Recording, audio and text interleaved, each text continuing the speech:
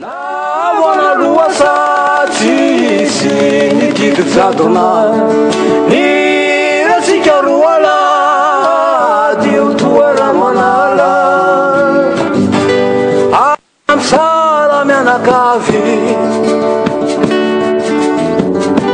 tsy mitokatoka mona.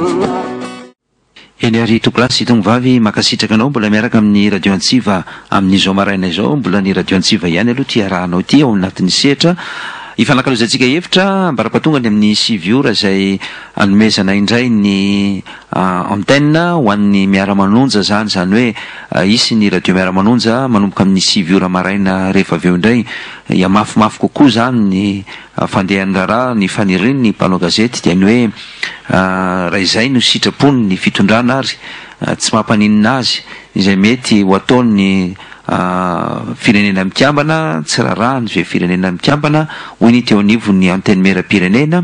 dia ataovy ary dia lanio ary ilay lalàna fa izay mafalifaly satria anareo koa efa niteny hoe ny sitraponay no atao fa tsy ny sitraponareo fa isika ny tena solombavam-bahoaka fa tsy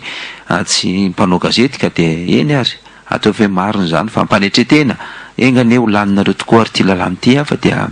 hitehaka tokoa zay ao anatin'izay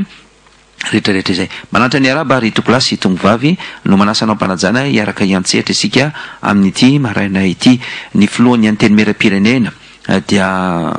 hitantsika tokoa ny hoe endriky ny fiatsaram-belatsy asehony lampam-bahoaka ty hoy izy mantsy anay ary afaka miditra ianareo fa rehefa nasen'ny resaka tamin'ny lehibe ny CRJN dia tsy misy mpahazo manao gazety mahazo miditra ao dia namena baiko ny tao anatiny hoe raharafo ary zay natonga ny General Florence hono nanakana anay zany dia velany mba tsy ho tafiditra ao mihitsy fa tena zava-doza ny tranga ao raha tafiditra tao zay kay dia hoe ny raharafana fa zany hoe le mampiseho karatra zany hoe miditra hitrandraka vaovao ary ny lainga afafy ny filohan'ny antenne mera-pirenena dia ny hoe irentsika ny teny teo zany ny solombavam-bahoaka raha TVR Vonjona avy any tsara tanàna fa hoe tsy feno ny fepetra ma science plein air hoy izy fa tsy misy manatrika tsy mpanao gazety mbola tavelany ivelany mpanao gazety tsy mahazo mihitsy dia nilaza hono ny filohan'ny antenne mera-pirenena fa be dia be olona reo ambony reo fa tsy fantatro reo na mpanao gazety na tsy mpanao gazety fa efa betsa zay zany tena mandainga ianao ndray matofilo any antenne mera-pirenena ary ianao no mampirisika kay hamono ny malagasy namanao na ny mebaiko resaka nataon'ny mpitandro filaminana zany hoe tsy misy mahazo miditra ao na iray aza akoatra ny mpiasa sy ny député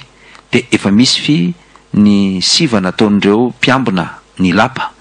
ny katona omaly hoe dia reto ny mpiasa tiany ka rehefa aveo indray zany filohan'ny antenne mera-pirenena fa misy olona maro be tafiditra ireo izy ary ireo ny tao mavaiza indray ireo nahoana ary ny tsy naseho ho hitam-bahoaka hoe izy ireo olona tao ireo dia tena aina ny solombavam-bahoaka aza vao fahandalitra ny solombavam-bahoaka tao Tsimbazaza ny solombavam-bahoaka koa moa tsy mena mivadika zay ny atao hoe solombavam-bahoaka malagasy rariny ny député TVR Vono hoe raha vao any ty antenne mera-pirenena ity fa tsy mena mivadika reto solombavam-bahoaka malagasy reto ary tena izay tokoa ny tena marina ny solombavam-bahoaka marany arsa ara moa dia asena namatra vatra nefa ny tady nandondona indimy ny enina taty amin'ny radio Antsiva tany amin'ny mpanao gazety hoe tena tsy rariny ataon'ny fitondram-panjakana fa nangalariny ny ombonay ka iza ny manamarina nareo le fanjakana ve sa ianao andre matoa solombavam-bahoaka zay zany tsy fantatra avoay le marina ary tena omby alatra tokoa ve le anao reo ka naverina tany amin'ny tompony ka nanana ny raro ny fitondrana sy ny miaramila sa nangalatra sy nanao barofo ny ombonao fanjakana nangalaro indray ny ombonao lazao ny marina izy am'ireo marina andre matoa solombavam-bahoaka marany arsy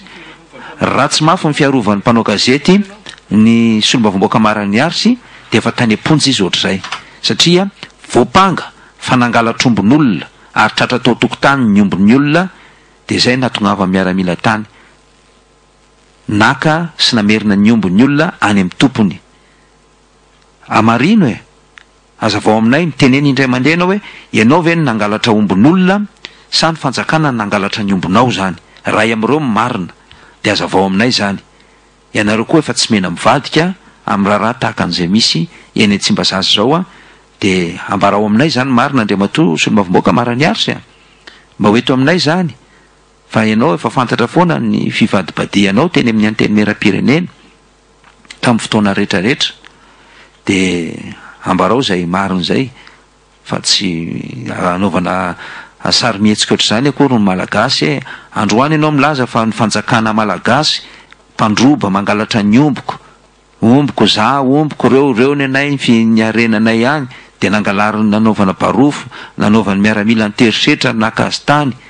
de hoe ataovy ny enquête parlementaire dinna vokatry le enquête parlementaire ndre matsosolom-bavom-bahoaka meloka avy ny fitondram-panjakana sy miaramila tokoa sa ianao ny tena nanao ny nataonao de zao marina zay koa mba tahafantatra zany marina zany ndre matsosolom-bavom-bahoaka de engany eo anangatanany ianao kolaninao lalàna io amty androany ty raha izay ny mampety anao de ataovy zay eny ary topilasy tongo vavy ny filohan'ny anteny mera-pirenena nampirisika zany tao anatiny tao hoe tsy misy mahazo miditra eto na ray aza na mpanao gazety na olo-tsotra na izy na izy mpiasa sy ny ina moa izy teo zany ny solombavom-bahoaka ihany mahazo miditra ny teny taminay indray nefa izy fa ny lapam-bahoaka ty mahazo miditra ato daholo ianareo rehetrarehetra zay manana fitaraina na rehetrarehetra raisinay an-tanandroa de avy eo indray ianao mbola mamoro mandainga ihany hoe inefatra ny raisinao zay inefatra taiza de taiza avy zany de oviana avy zany indray mandeha ihany andriamatoa filohan'ny anteny mera-pirenena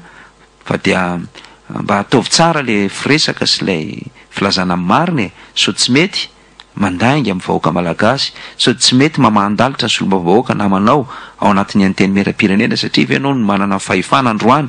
ny lidera fanilo raha sahanao no nanongana ny olona teo amin'ny lidera fanilo mitovy aminao namaky ady amin'ny lidera fanilo mitovy aminao mba hitrandrana ny tombontsoa manokana zay anananao zao ny lidera fanilo indray mbola misy elatra hafa fantelony tsy fantatro tsony ao anatin'izay satria raha mato Kristina Razanamasonga ka lidera fanilo niaraka taminao naonganao teo de alainao indray ny toerany de io indray ianao fa misy elatra hafa ao anatin'ny lidera fanilo miaraka amin'ny lalaina Bertinesy de ahoana zany ny anareo aza tsy voalaminao ao anatin'izany rehetrarehetra zany ahoana moa ny andaminanao tokoa ity anteny mera-pirenena rariny zao anteny mera-pirenena zao raha ohatra n'io ny fipetrany rariny ty fireneny ty raha ohatra zao ny fandehany rariny raha ohatra ka lalàna zay tena mifanohitra amin'ny zavatra tokony iainana amin'ny taonjato taona 2017 zao averina any amin'ny taonjato 2020 no atao eny amin'ny anteny mera-pirenena raha tahaka an'izay fomba hitantanana ny anteny mera-pirenena sy hitantanana ny solombavom-bahoaka rariny reto solombavom-bahoaka atsika reto ihany koa raha tondron'ny olona molitra amin'ny zavatra rehetra zay atao satria de io ny fihetsika sehony io manao fiovaovana ohatran'ny tanalahy io tsy azo inoteny fa dia mba izay moa zany mba somary mba tsy de niteny tao anatiny satria efa fantatra ihany fa reo zao iova indray reo rapitso iova reo rapitso fa de zay ireo ny nanongana amin'ny filoham-pirenena de reo indray ny manohana azy de reo ihany tsy misy afa-tsireo fa de ngamba ny fiafarany fa zany ve mbola afaka mifampatoky moa izy ireo tsy fantatra raha mbola tena afaka miara misakafo ve izy ireo hoe ianona ny karakara ny sakafo ny anina na ianona ny karakara ny sakafo ny anina asa raha mbola afaka mifampatoky amin'izany tokoa izy ireo na voanaloha sa tsy isy nididy jadona ny ratsika roala dio toera manala amsara mianakavy tukatokam na voanaloha sa tsy isy nididy jadona ny ratsika roala dio toera manala amsara mianakavy tsy mitokatokamona